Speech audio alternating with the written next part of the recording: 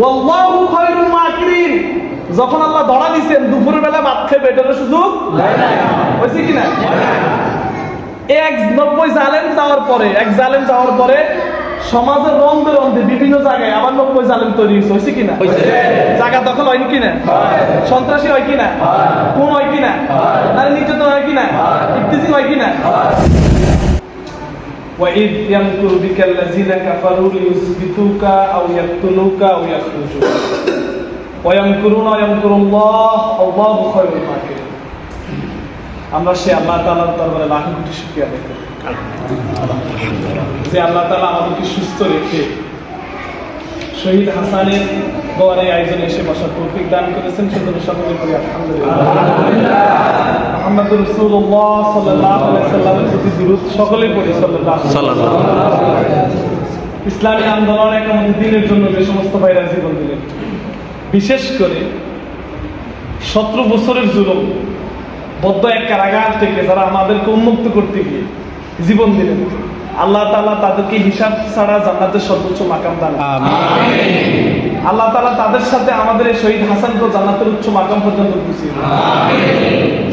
সম্মানিত প্রিয় ভাইরা, কোরআনুল কারীমের মধ্যে আল্লাহ তাআলা বলেন, ওয়াইস ইয়ামকুরু বিকাল্লাযিনা কাফারু। স্মরণ করো তোমরা সে সময়ের কথা যখন কাফেররা কি কাজগুলো করত। লিউসবিতুকা আও ইয়াকতুলুকা, অন্যায়ভাবে মানুষদেরকে মিথ্যা মামলা দিত, হামলা করত, হত্যা করত। আও ইয়াখরুজুকা, দেশ থেকে বের করে দিত। 17 বছরে কি এটা হয়নি? হয়েছে। ওয়ায়ামকুরুন ওয়ায়ামকুরুল্লাহ, আর এমন একজন আল্লাহ আছেন তিনি এগুলা তাকিয়ে দেখতেন। তিনি কে? আল্লাহ। আল্লাহ কি 17 বছরের এই জুলুম দেখেননি? দেখেছেন। ওয়ায়ামকুরুনা ওয়ায়ামকুরুল্লাহ, তিনি সে আল্লাহ যিনি তাকিয়ে তাকিয়ে এগুলা দেখতেন আর নোট করে ফেলতেন। ওয়াল্লাহু খায়রুল মাকিরিন, যখন আল্লাহ ধরা দিয়েছেন দুপুরের বেলা ভাত খাবে, এটার সুযোগ হয়েছে কিনা? 90 জালেম যাওয়ার পরে সমাজের রন্ধে রন্ধে বিভিন্ন জায়গায় আবার 90 জালেম তৈরি হয়েছে কিনা? জায়গা দখল হয় কিনা? সন্ত্রাসী হয় কিনা? খুন হয় কিনা? নারী নির্যাতন হয় কিনা? ইফতিজিং হয় কিনা? আবার 91 জালেম তৈরি হয়ে গেছে। এই জালেমদেরকে সরানোর জন্য কি আল্লাহ যথেষ্ট কিনা বলে? যথেষ্ট কিনা? আমরা কয়েকটা কাজ করতে হবে। তার মধ্যে একটা কাজ হচ্ছে আমরা সত্যবাদী হতে হবে এবং আমাদের আদর্শ, জামাত ইসলামীর আদর্শ পুরো বিশ্ববাসীর কাছে যেভাবে ফুটে উঠেছে, প্রত্যেক সমাজের রন্ধে রন্ধে জামাত ইসলাম মানে আমানতদারিতা, জামাত ইসলাম মানে মালের হেফাজতকারী, জামাত ইসলামী মানে একটা সমাজ নিয়ন্ত্রণকারী। যদি সমাজের প্রত্যেক রন্ধে রন্ধে মানুষের মাঝে এরকম একটা আত্মবিশ্বাস তৈরি হয়, তাহলে জামাত ইসলামীকে এই জমি থেকে সরানোর আর কোনো সুযোগ আছে কিনা? 17 বছরে যিনি পারেন নাই, নতুন যারা কোনো প্রচেষ্টা করলে পারবো? খানা কিন্তু চলতেছে। এক বক্তা দিন দেখলাম বললো খানা চলতেছে, এতদিন খাইতে মন্টু অনখা সন্টু, খালি একটু নামের পরিবর্তন হয়েছে। সমাজের প্রত্যেক ক্ষেত্রে এসব অসামাজিক অনৈতিক কাজগুলো বন্ধ করতে আপনারা প্রস্তুত আছেন কিনা? এর প্রস্তুত শহীদ হাসান আমাদের জন্য রেখে গিয়েছে।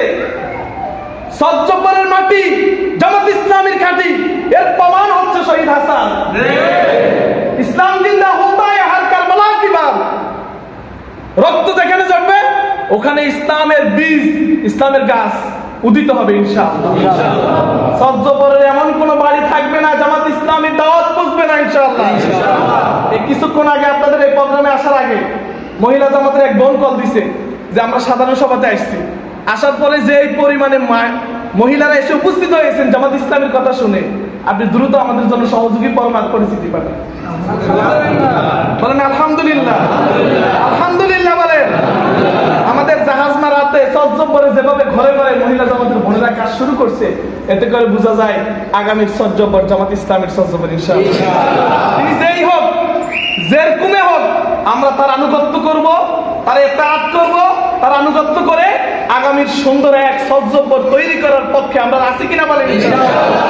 আল্লাহ তাআলা আমাদের সবাইকে কবুল করুন। আমিন। শহীদ হাসানকে জান্নাতের উচ্চ মাকাম দান করুন। আমিন। আমাদের সবাইকে জান এবং মালের বিনিময়ে আল্লাহ জান্নাত পাওয়ার তৌফিক দান করুন। আমিন। আসসালামু আলাইকুম ওয়া রাহমাতুল্লাহ।